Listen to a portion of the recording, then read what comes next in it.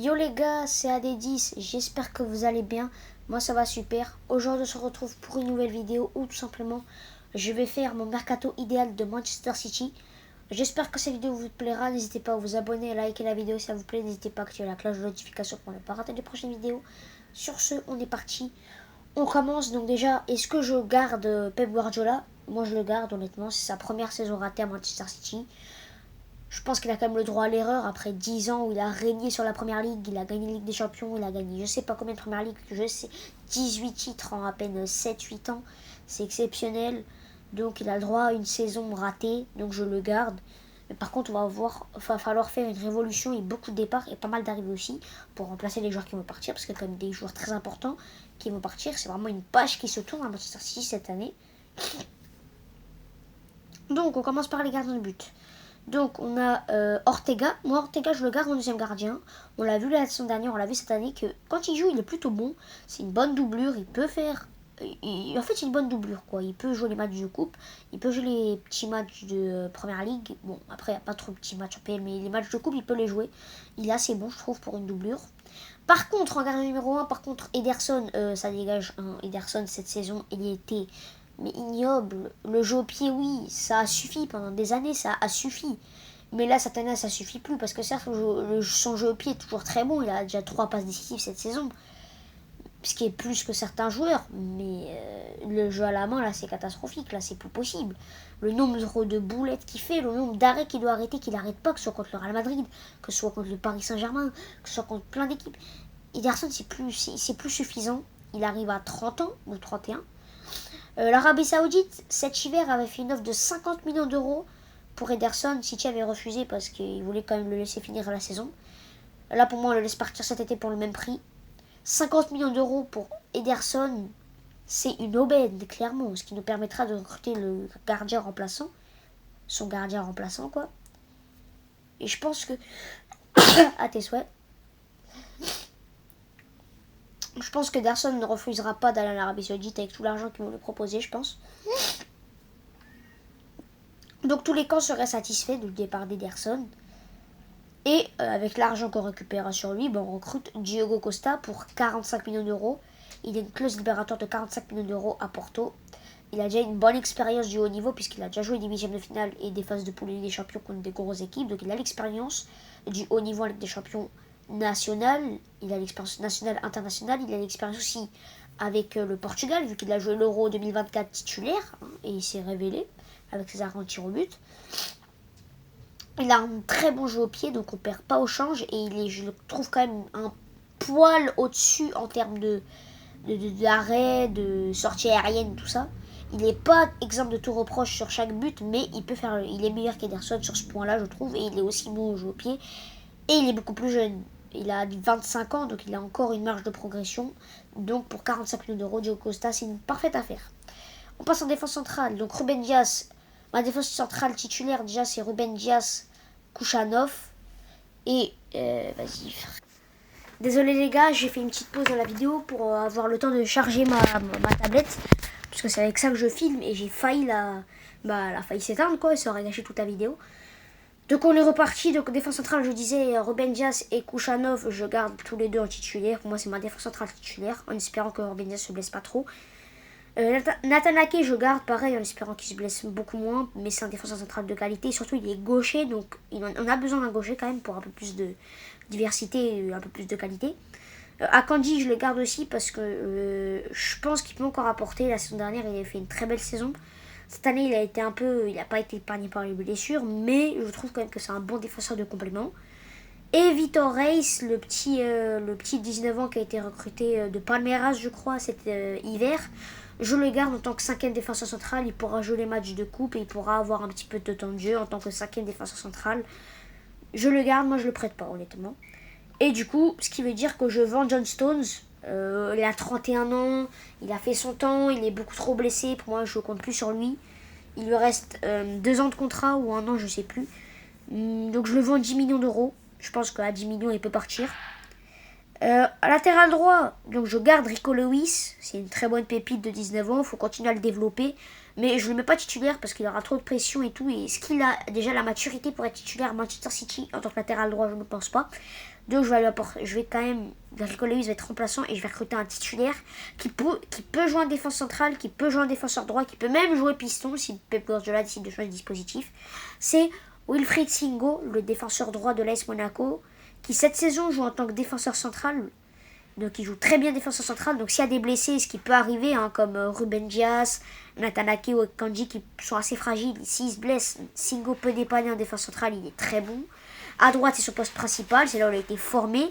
Et en piston aussi, il est très bon parce qu'il a une capacité offensive, une qualité technique qui est au-dessus de la moyenne pour les latéraux droits. Donc il est très complet. Désolé, mon chat, il est en train de chier. Donc désolé si vous entendez d'un bruit de litière. Mais ouais, Singo, je le mets titulaire latéral droit.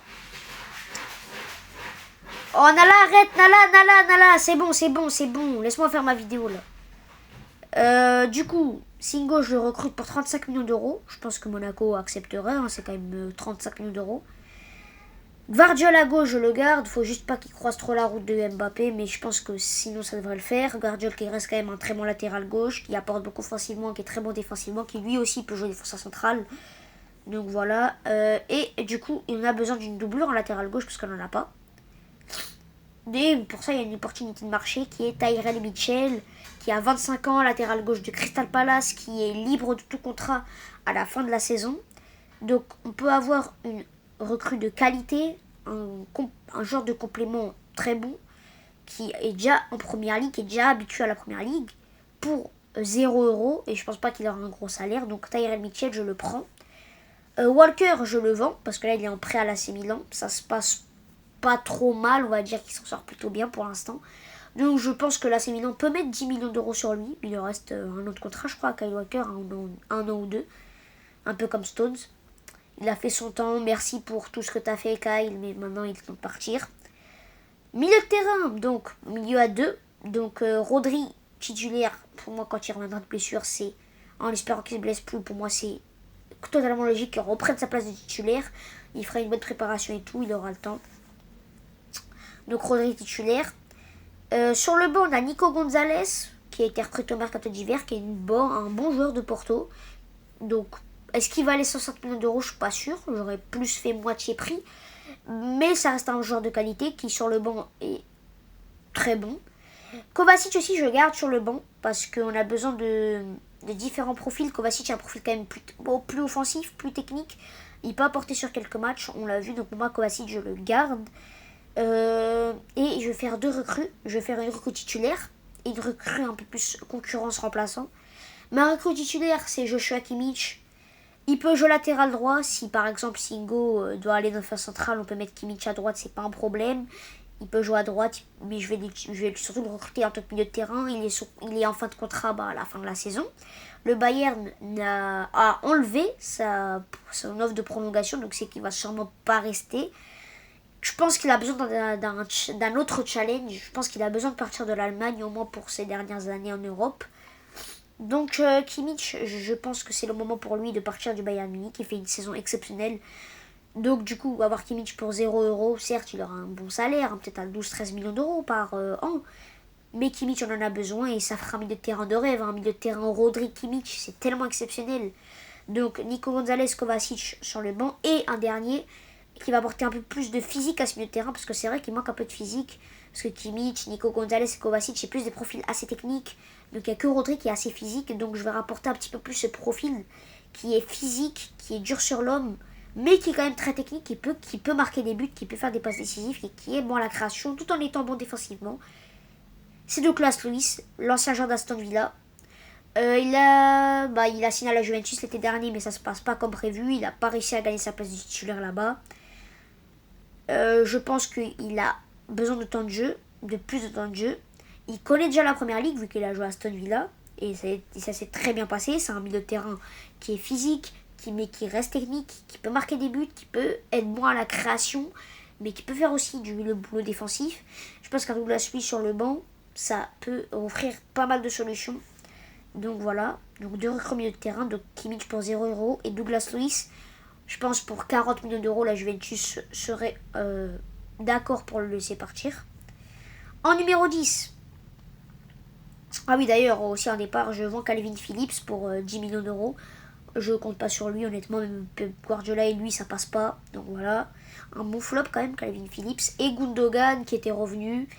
Sa saison se passe pas comme prévu. On voit il a 34 ans. Ça se voit dans son jeu. Donc Gundogan, il lui reste quelques mois de contrat. Son contrat expire à la fin de la saison. Je le laisse partir. Légende du club, mais c'est bon, c'est ciao. Andis, pareil pour De Bruyne. Il a fait une dernière année compliquée quand même avec pas mal de blessures. Maintenant, il est surtout dans un poste de super sub. Moi, je le prolonge pas honnêtement. Il a 33 ans maintenant. Je le prolonge pas. Il part libre.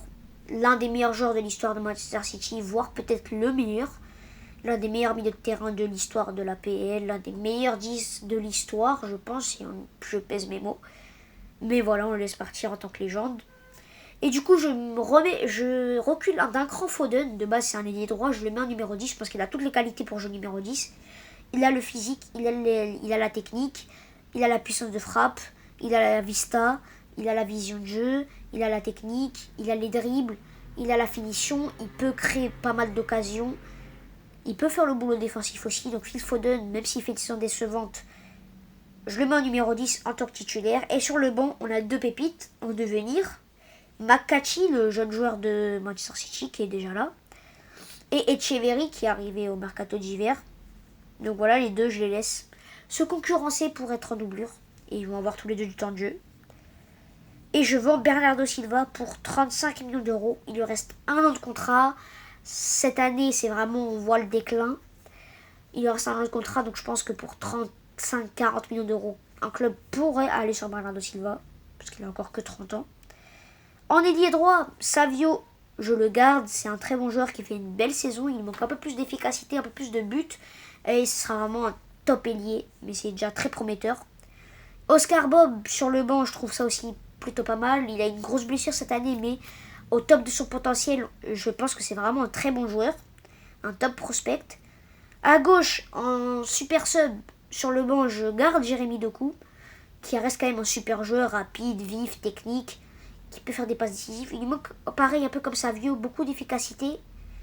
Mais je pense que ça viendra, il n'a encore que 22 ans. Donc je le garde. Je vends Grealish pour 50 millions d'euros. Il lui reste 2 ans de contrat. C'est quand même un bon gros flop. Peut-être le plus gros flop de City de l'histoire. Je le vends pour 50 millions d'euros.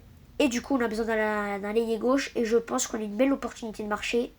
Qui va coûter une bonne centaine de millions d'euros, je pense. Et c'est Rodrigo. Je m'explique. Pour moi, il ne mériterait pas de partir du Real Madrid. Parce que c'est un très bon joueur. Mais ils ont déjà Vinicius qui joue à gauche. Mbappé qui aime jouer à gauche aussi. Vini qui joue à gauche. Donc Rodrigo, en fait, c'est un peu un bouche-trou dans le sens où il joue là où il y a de la place. L'année dernière, quand il y avait de la place en neuf, il a joué en neuf.